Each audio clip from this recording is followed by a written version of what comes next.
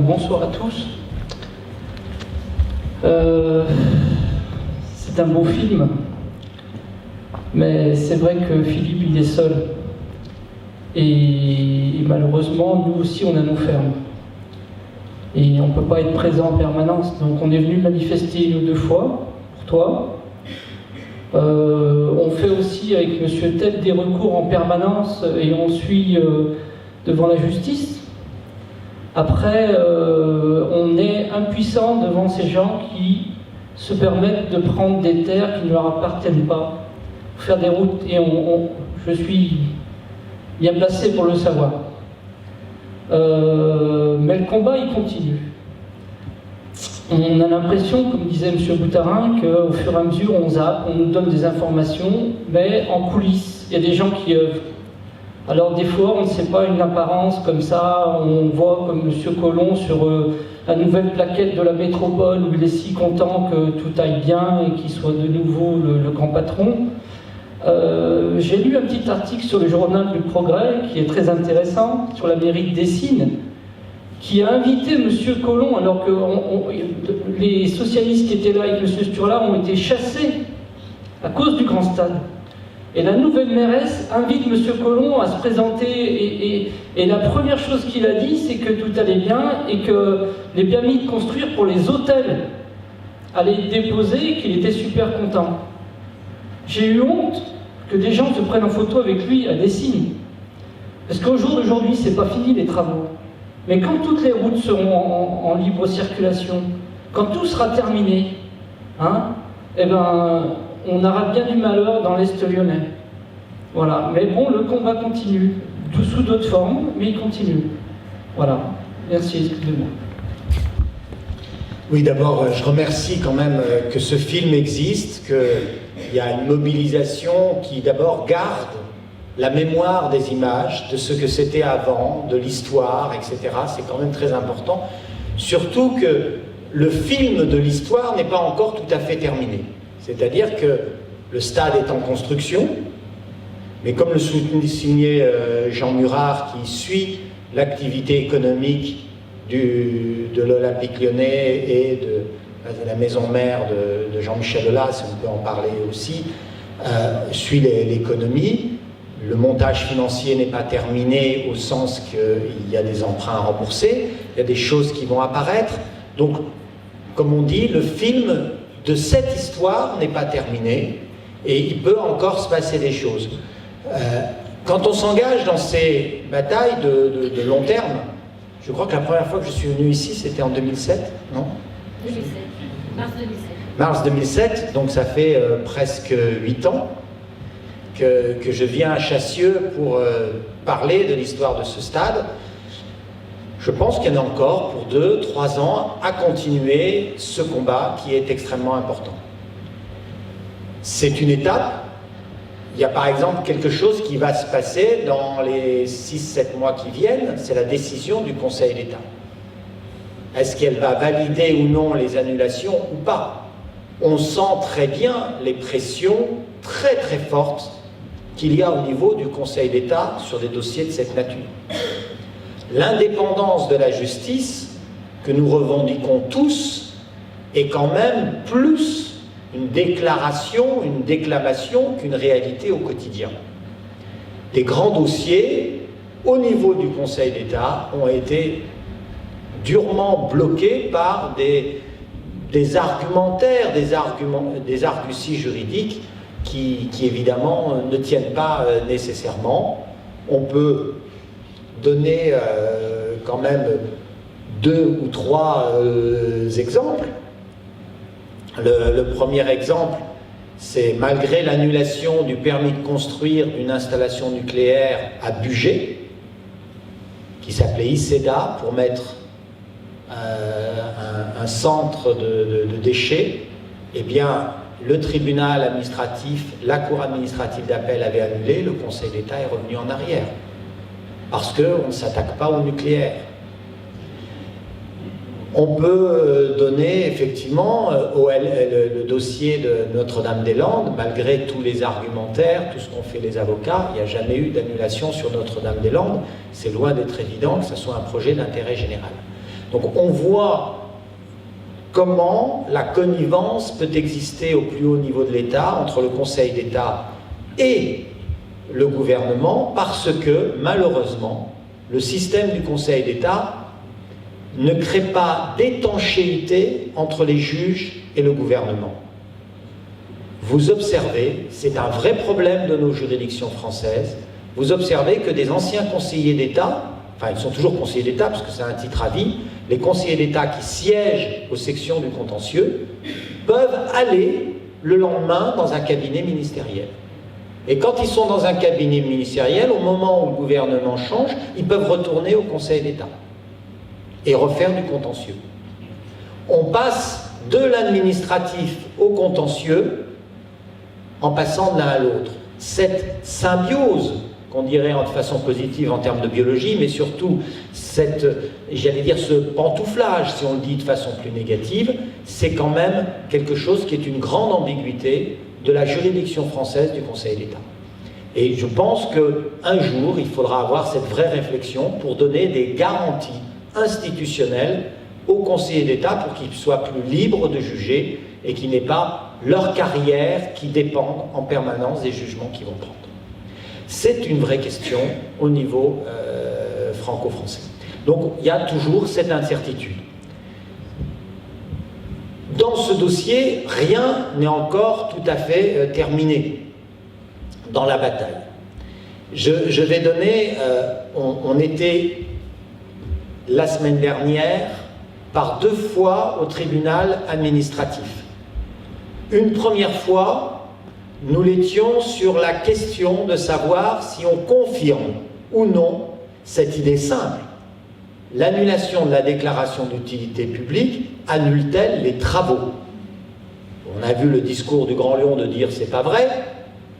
Pour l'instant, la Cour administrative d'appel, dans ses premières décisions qu'elle a prises dans des affaires, est de dire au moins sur les terrains dont l'origine est expropriée. Ils ne sont pas allés jusqu'à dire que tous les travaux, quelle que soit leur nature, doivent être arrêtés quand la déclaration d'utilité publique est annulée, mais au moins les travaux qui ont lieu sur des parcelles expropriées. C'est ce qu'ils disent de façon implicite, au moins dans 2 décisions. Le rapporteur public, mardi dernier, a dit oui, effectivement, quand la déclaration d'utilité publique est annulée, il faut arrêter les travaux.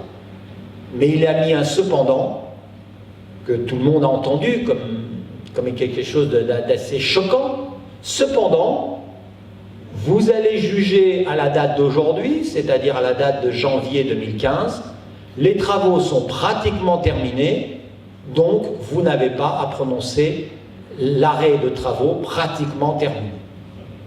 C'est-à-dire que on est devant des juridictions administratives dont la peur de l'efficacité de leurs décisions est tellement forte qu'au-delà du raisonnement juridique, ils trouvent le moyen de rendre inefficaces leurs propres décisions. C'est là encore une très grande difficulté du droit public lorsqu'on est dans des très gros dossiers à ce niveau-là. La deuxième question qui était posée 48 heures après devant le tribunal administratif, c'est la légitimité de la question que vous avez entendue dans le film. Je souligne que pour se défendre, un exproprié doit mener une multitude de procédures. On pourrait les compter si ça vous intéresse, mais là, ça serait un cours de doctrine, ce serait moins intéressant.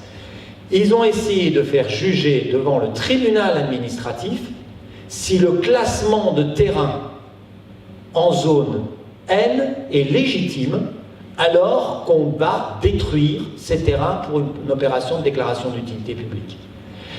Et que les expropriés ont été tous indemnisés, sauf une exception, à 1 € du mètre carré, parce que l'administration, sur ce projet-là, avait décidé que ces terrains étaient naturels.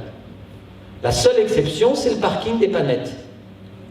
Au parking des Panettes, comme ce terrain n'était pas classé en zone agricole, c'était matériellement aussi agricole. Quand vous y allez sur le terrain, il n'y avait pas de différence. Mais comme il était classé différemment en zone à urbaniser, les expropriés du parking des Panettes ont touché 40 € du mètre carré. Mais ça touche que quelques personnes qui ont touché. On voit bien, ne serait-ce cette différence. Pourquoi sur un même projet, des gens sont expropriés à 1 € du mètre carré et d'autres à 40 €? Pourquoi? Parce que, simplement, le Grand Lyon a décidé de dire que c'est ça. Et c'est lui qui paye. Donc, c'est vraiment quelque chose de terrible. Alors, certains peuvent penser en disant, oui, mais tout ça, c'est une question d'argent. Annexe, certes, du grand projet de stade et de l'atteinte à l'environnement, mais nous, ce n'est pas vraiment notre problème, cette question d'argent. J'aimerais vous dire que c'est doublement une question importante. D'abord, parce qu'on ne transige pas sur les droits de l'homme. Les droits de l'homme, il y en a 17 articles dans le texte de 1789, j'allais dire de nos pères fondateurs qui ont fait la Révolution française. Le 17e droit de l'homme, c'est la propriété privée. Ça a été longuement débattu. Mais qui aujourd'hui dit que ce qu'il a besoin de se nourrir, de se loger, ne lui appartient pas? Le besoin de se loger, c'est aussi quelque chose de légitime.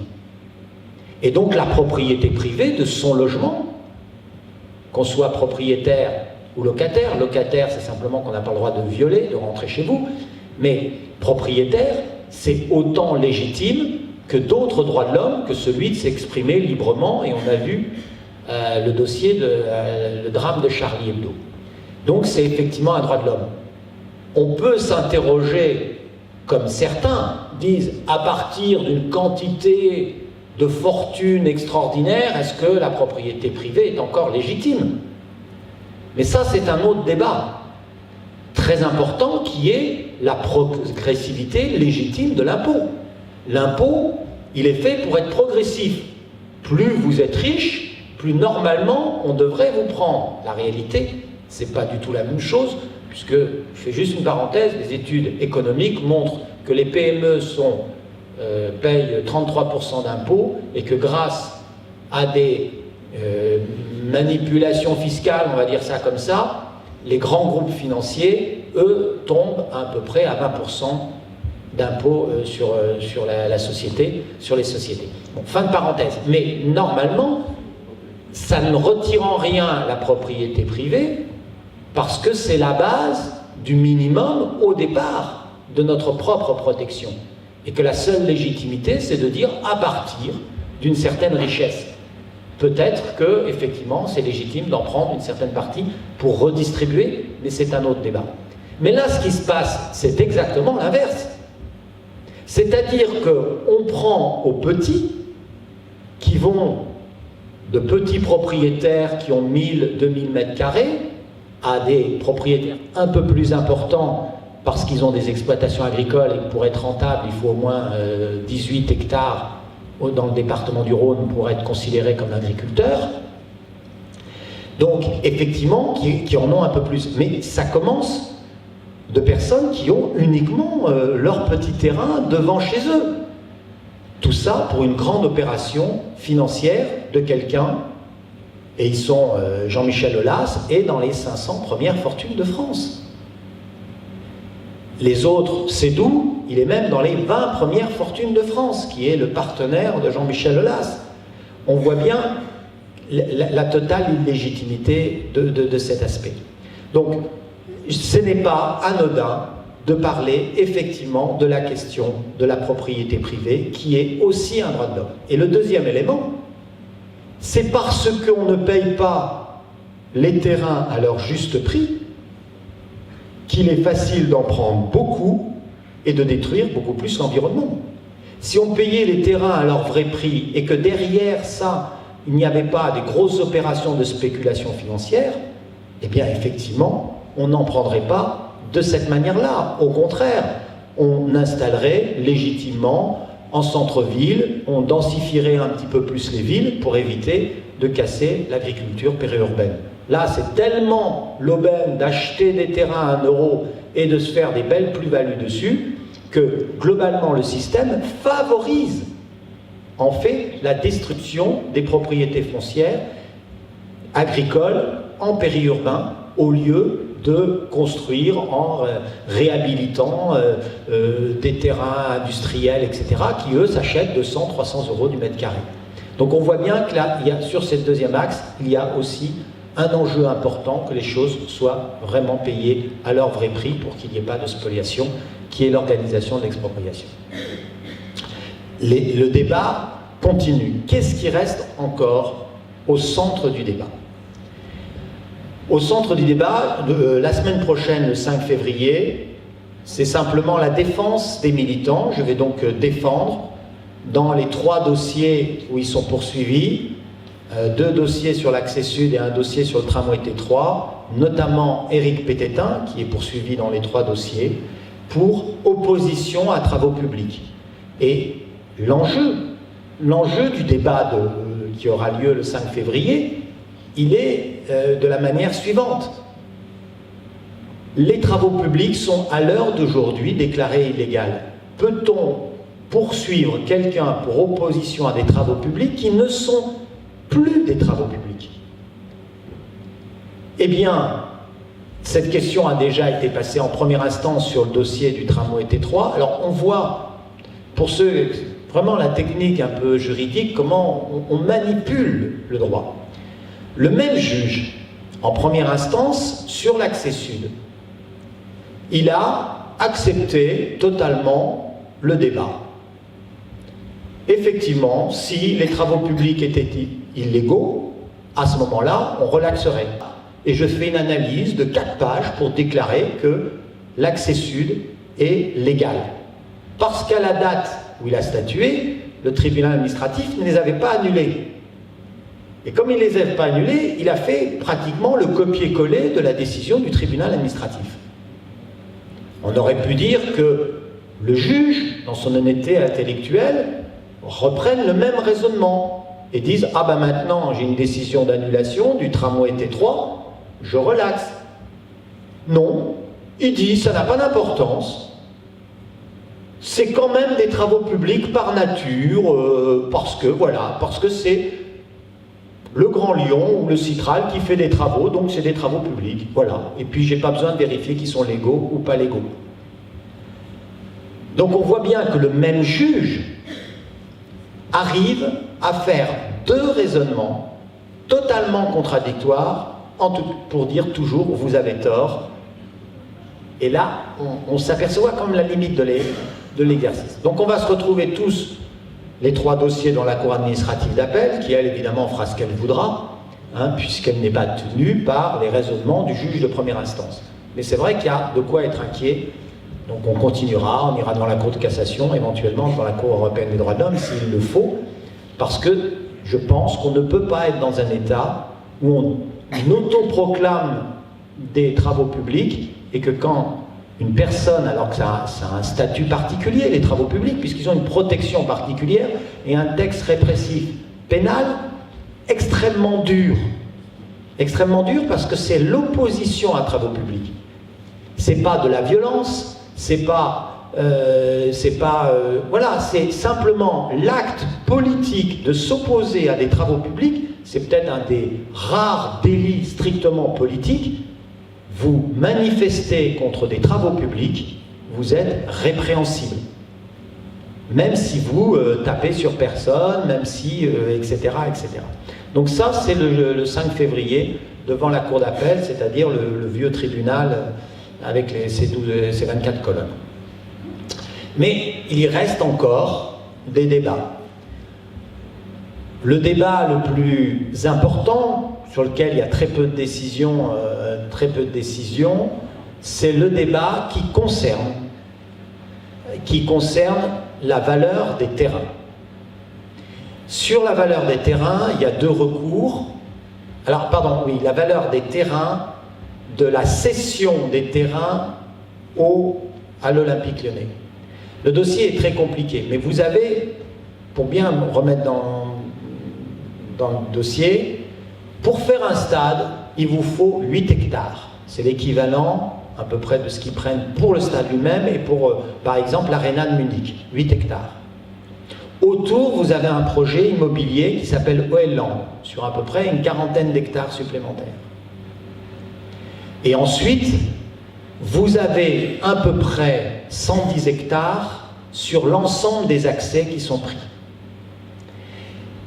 Les terrains, les fameux terrains de 45 hectares du site dit OL-Land, qui comprend le stade et les équipements, ont été cédés à 85% par des collectivités publiques. La ville de Dessines et le Grand Lyon. Ils ont été cédés à 40 € du mètre carré. Il restait un propriétaire essentiel privé qui avait à peu près 6 hectares. Les terrains ont été achetés par l'Olympique Lyonnais à 150 € du mètre carré. Et on nous explique toujours, mais c'est normal. Ça vaut 150 € puisque l'Olympique Lyonnais les achète 150 € à quelqu'un qui est libre de vendre, même s'il a été un peu menacé, mais enfin, il était quand même globalement libre de vente. On lui a quand même menacé d'exproprier, mais la vente a été faite avec un accord amiable. Eh bien, c'est 150 €. Et pourquoi le Grand Lyon et la ville de Dessines vendent les mêmes terrains à 40 € du mètre carré et que ces terrains sont transformés en constructibles à un niveau de constructibilité jamais égalé. Pour vous donner un aperçu, les terrains, la valeur d'un terrain constructible est proportionnelle à la grandeur du bâtiment que vous pouvez mettre dessus. Plus vous pouvez mettre un gros bâtiment avec beaucoup d'étages, beaucoup de niveaux, etc., plus il vaut cher, puisque vous avez plus de logements, de bureaux à vendre. Moins vous pouvez en mettre, moins ça vaut cher. Tout ça, c'est très logique.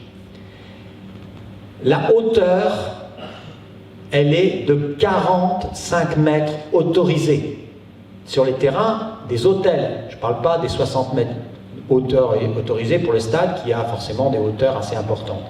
Mais 45 mètres sur les hôtels, les bureaux, le centre d'entraînement, etc. 45 mètres de haut. C'est qui vous fait 15 étages, puisqu'on compte 3 mètres par étage. 15 étages. Pour vous donner une comparaison, c'est 2 fois plus que la Cité internationale. C'est 2 fois plus en hauteur que Confluence. L'emprise au sol, l'autre critère, c'est quelle surface je peux prendre au sol. Et puis après, vous faites un volume. Hein. Ça nous rappelle nos premières études en seconde, etc. Même avant, hein, on calcule les volumes, la surface par la hauteur. Hein. L'emprise au sol, coefficient d'emprise au sol, il est de 0,6. C'est extraordinaire. Beaucoup de terrains à Dessines ne dépassent pas les 0,5. Il y en a qui sont à 0,10, 0,15, 0,20. Là, c'est du 0,6. Donc, vous voyez la capacité de construction de ces terrains qui est extraordinaire. Et bien, on les vend à 40 € le mètre carré, le même prix, et vous vous en souvenez, qu'on a racheté les terrains non constructibles, mais à urbaniser du parking des Panettes. C'est-à-dire un terrain sur lequel, un jour, dans 5 ans, dans 10 ans, dans 15 ans, vous pourrez peut-être construire, ce qu'on appelle les terrains à urbaniser, a été estimé à 40 € du mètre carré. Et le même service des domaines estime à 40 € du mètre carré des terrains constructibles, sur lesquels on peut construire jusqu'à 45 mètres de haut et sur lesquels on a une emprise au sol de 0,6. On voit bien que là encore, la position du service des domaines est difficile à expliquer. Donc il reste ce contentieux où on demande l'annulation des ventes de terrain du Grand Lyon et de la ville de Dessines. Sur le dossier du Grand Lyon, en première instance, nous avions un rapporteur. Alors, il faut que je vous explique ce que c'est que le rapporteur public au tribunal administratif.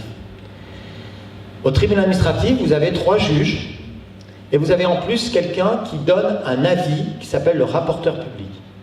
Il donne un avis public qui est indépendant de la juridiction. Mais le rapporteur public au niveau du Grand Lyon, au tribunal administratif, proposait d'annuler sur la forme et sur le fond, en disant le prix est insuffisant. Malheureusement, le tribunal administratif de Lyon n'a annulé que sur la forme. Donc le Grand Lyon a repris une nouvelle délibération en 2013, et cette délibération fait l'objet d'un recours qui est à la première instance. En ce qui concerne le terrain de Dessines, de façon extrêmement curieuse, le dossier a traîné pendant plusieurs années devant le tribunal administratif, et au dernier moment, il statue en rejetant la requête, malgré l'avis du rapporteur public, d'annuler. Donc là, encore une fois, le rapporteur public n'est pas suivi par le tribunal administratif, malgré que ça soit aussi des magistrats dits indépendants. Donc ce dossier est encore en cours, et il y aura effectivement peut-être des surprises. Dans les éléments importants, c'est qu'on va avoir, je pense, dans ce dossier, la réalisation de ce stade. Le stade, il aura lieu, c'est vrai, mais la bataille continue pour des dédommagements, la bataille continue pour, effectivement, que peut-être ceux qui sont responsables de cette gabegie financière, un jour, payent quelque chose de leur responsabilité. Il y aura un moment, la réalité du dossier. Jean-Michel Aulas annonce dans différents articles que le stade va lui rapporter 60, 70 millions, voire 100 millions d'euros d'argent en plus tous les ans. Dans le dernier article de la Tribune, il est même plus précis, l'ensemble des terrains hors stade vont lui rapporter 50 millions d'euros par an. Va falloir qu'on nous explique comment un terrain qui officiellement n'a été acheté, on va arrondir, disons globalement 20 millions d'euros. Comment ce terrain qui vaut sur le papier 20 millions d'euros, que l'Olympique Lyonnais apporte en garantie à des banques pour 135 millions d'euros d'emprunt. Je ne sais pas si vous empruntez, vous, pour acheter votre maison. En général, quand on l'achète, on est quand même un peu obligé d'emprunter. La banque, elle ne vous prête jamais une somme d'argent 600% de la valeur de la maison. Non, vous en prêtez jusqu'à 75% de la maison, à peu près, grand maximum. Donc 6 fois plus. Il y a vraiment, là encore, des questions à se poser. Mais il y aura bien un moment où, pour rembourser les emprunts, comme l'indique très bien Jean Murat, il faudra bien faire apparaître les recettes. Et pour faire apparaître les recettes, on va bien voir d'où elles viennent. Est-ce que cette transparence ne va pas avoir un effet un petit peu de mobilisation en disant mais qu'est-ce qu'on nous a fait comme entourloupe, nous contribuables qui avons payé 200 à 400 millions d'euros d'argent public pour réaliser tous les accès, et c'est Jean-Michel Aulas qui encaisse tous ces dividendes. Donc c'est la première chose qui va se passer. La deuxième chose qui peut se passer, c'est que c'est pas aussi simple que ça de rembourser les emprunts. C'est quelque chose qu'on ne sait pas. On n'est pas dans le secret du montage financier de l'Olympique Lyonnais. Donc il peut y avoir, première hypothèse, ça marche très bien, l'immobilier c'est génial, les 50 millions il les fait, et effectivement s'il a 50 millions de recettes par an supplémentaires, il pourra rembourser ses emprunts en rééchelonnant sa dette, etc. Il y arrivera pour rembourser 400 millions d'euros, ça se fait, c'est pas un souci. Mais si il n'arrive pas à le faire, il y aura probablement, c'est ce qu'on appelle le plan B, l'intervention d'un grand financier. Un grand financier qui va racheter le projet clé en main.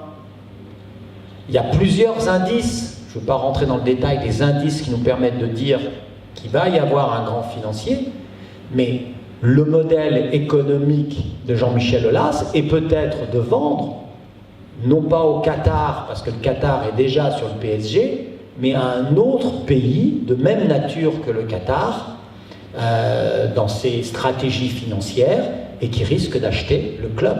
C'est-à-dire qu'à l'arrivée, on risque de vendre à un pays étranger l'ensemble du projet. J'indique simplement des choses qu'on ne sait pas parce qu'on n'observe pas, on n'a pas le temps. Vous savez que tous les États, et la France comme d'autres, établissent des traités internationaux, des accords internationaux sur la non-double imposition, sous l'argument qu'il ne faudrait pas que le contribuable paye 2 fois des impôts sur le même revenu entre la France et un autre pays, et donc on fait des échanges de non-double imposition. Dit comme ça, les gens trouvent ça de bon sens. Mais ce n'est pas la réalité. Les accords internationaux sont des faveurs données à certains pays sans réciprocité. Et notamment un certain nombre de pays du Golfe, comme le Qatar, font partie des pays qui ont les accords internationaux les plus favorables. Un exemple, si le Qatar achète un bien immobilier en France, qu'il fait une plus-value, il ne payera pas d'impôt sur les plus-values. Si vous achetez un bien immobilier, que vous revendez votre maison, vous paierez des impôts sur les plus-values qui, si vous êtes très observateur, ont été aggravés il y a à peu près 2-3 ans, parce qu'on pensait que, voilà, on a endetté la France, donc il faut bien presser un peu plus le contribuable. Donc on a aggravé l'impôt sur les plus-values des maisons et des propriétés des personnes. Mais le Qatar ne paye pas l'impôt sur les plus-values. Mais essayez d'acheter une maison au Qatar, mis à part que ça vaut très cher, mais essayez d'acheter une maison au Qatar. Si vous la vendez, vous êtes sûr que vous avez les mêmes avantages fiscaux quand vous allez au Qatar, acheter et vendre des maisons? C'est même pas sûr que vous puissiez l'acheter parce que vous n'êtes pas qatari. Voilà, donc on voit bien que tout ça, c'est des contreparties qui se négocient au plus haut niveau pour dire, bon ben, je vous sécurise. Moi, le Qatar, je viens acheter le PSG, je veux gagner de l'argent. Donc, si j'investis, si je mets de l'image, etc. Et donc, de plus en plus, on est en train de brader la France dans des opérations comme ça, parce que comme on gère mal, on s'endette, c'est le cas du stade, et comme on s'est endetté, eh ben, on appelle au secours les pays pétroliers qui, eux, ne savent pas quoi faire de leur argent. Donc on voit bien que là aussi, il y a encore un scénario qui pourra peut-être réveiller un peu l'opinion publique de sa torpeur quand elle apprendra que Gérard Collomb a fait tout ça pour une opération immobilière au profit d'un pays qui fait des investissements d'une autre nature. Donc il y a encore des choses qui peuvent se passer dans ce dossier, et c'est pour ça qu'il faut continuer à se battre, et il faut surtout continuer à se battre. Je suis toujours un peu bavard, mais il faut aussi continuer à se battre, parce que alors on dit que je suis avocat, bien sûr, oui je suis avocat, j'ai été aussi, je suis encore homme politique pour un mouvement politique. Je pense que chaque histoire doit permettre d'être utile pour que la prochaine histoire ne soit pas possible. Même si c'est un peu idéal ou idéaliste de dire ça, mais en 30 ans, 40 ans de bataille sur le terrain, il y en a qu'on a gagné, et je pense qu'on a plus de chances de gagner la suivante parce qu'on est toujours mieux préparé et que l'histoire. On a réussi à qu'il n'y ait pas un autre barrage qui s'appelait Serre de la Phare. On a réussi à ce qu'il n'y ait pas l'implantation de la Cogema à Istres. On a réussi, donc on a des réussites, même sur des grands projets, et c'est donc les batailles que l'on mène chaque fois sur chaque grand projet qui permet, je pense, demain, qu'il y ait moins d'atteintes sur les grands enjeux environnementaux et les grands enjeux économiques de notre société.